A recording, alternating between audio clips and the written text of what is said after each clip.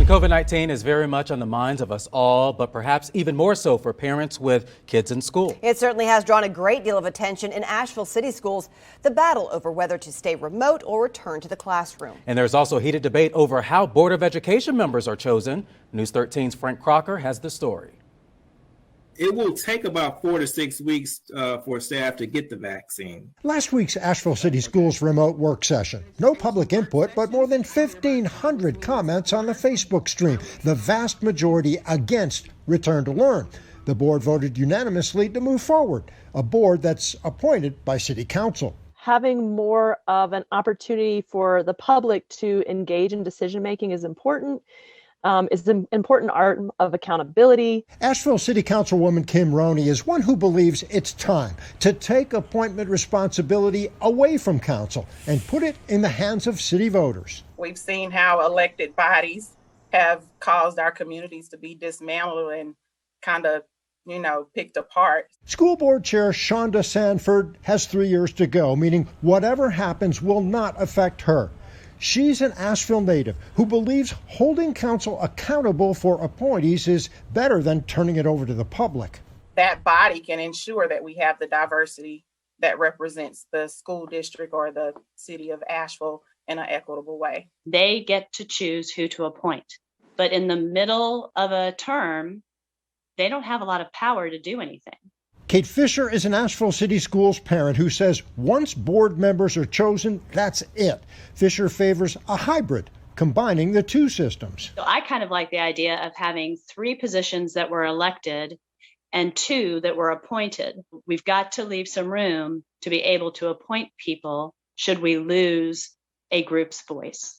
I just am willing to think outside the box at this point. Councilwoman Roney says no matter how it goes, there's a common goal. We have a lot of work to do as a community, whether it's a governing body, an elected body, an appointed body. In Asheville, Frank Crocker. Because our schools are a reflection of the issues in our community. News 13. City Council is expected to consider the matter at tomorrow night's meeting to request essays and interviews of current candidates. If members finally vote in favor of elections, that still requires the state legislature's approval. Asheville's one of only a few districts in North Carolina that uses the appointment process.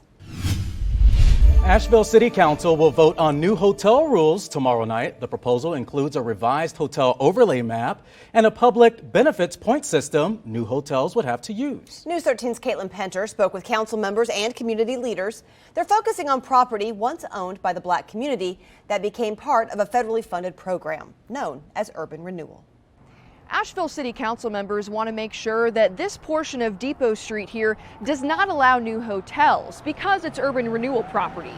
One Black person that I spoke with says, though, that this still isn't enough. I'm passionate about it because I'm Black. As Asheville City Council gets ready to set the tone for new hotels going forward, Black people say they want their communities to take a priority. With so many historical Black neighborhoods that we continue to see dwindle, how do we preserve our history? Why, right?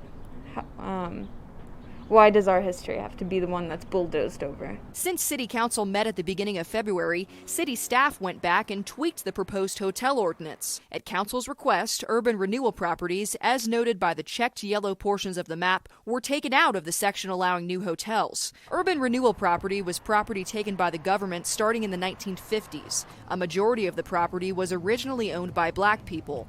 City staff also bumped up the number of points required to meet the public benefits requirement, putting more weight on affordable housing and reparations. First, I want to commend council for the work they did to remove some of the areas, but I think they could go a little smaller than that. Gritz is a community outreach coordinator for the Racial Justice Coalition, who was born and raised in Asheville. They wish the city would ban new hotels on properties surrounding urban renewal property, something Councilmember Kim Roney is proposing on Tuesday night with this map. News 13 also reached out to Councilmember Shanika Smith, who originally called for the hotel overlay map to be changed at the last meeting. In a statement, she said in part, "This is just the beginning. Only a small piece of the pie relative to what is owed. Only a snapshot of what was acquired and impacted by the East Riverside Urban Renewal Program." The City of Asheville's hotel moratorium expires on Tuesday, and Asheville City Attorney Brad Branham says if they tried to extend that moratorium, the city could face legal trouble. Good morning to you. I'm Jay Seltzer. Asheville City Council is voting on new rules for hotel builders tonight. The proposal would set hurdles developers must clear in order to begin construction. It also bans construction projects in certain areas.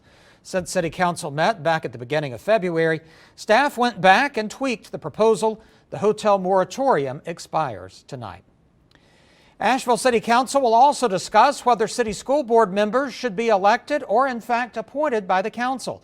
The board's 5 members are currently appointed by council. Asheville is one of the few municipalities in the state using this type of process. At tonight's meeting, council members will begin looking over current candidates. Western Carolina University expects its COVID vaccination clinic to open Thursday. Campus leaders had hoped to open it on the 18th, but say supply chain issues and bad weather led to a delay. 600 Moderna doses are expected to arrive this week. Western's clinic will run Monday through Thursday from 9 a.m. until 5:30 p.m. Now here's meteorologist Ingrid Alstead. Good morning, Jay, and to all of you at home. Starting off in the 30s, warming to the 40s by 10 a.m., upper 50s and low 60s this afternoon. Dry conditions today, tomorrow, and Thursday before rain arrives Friday and into this weekend. High temperatures are above average by 5 to 10 degrees with a high around 60 in Asheville and even warmer on Wednesday. Still mild Thursday, but a big cool down Friday before it warms up again this coming weekend. Rainiest day will be Friday with scattered rain this weekend and early next week. Have a great morning.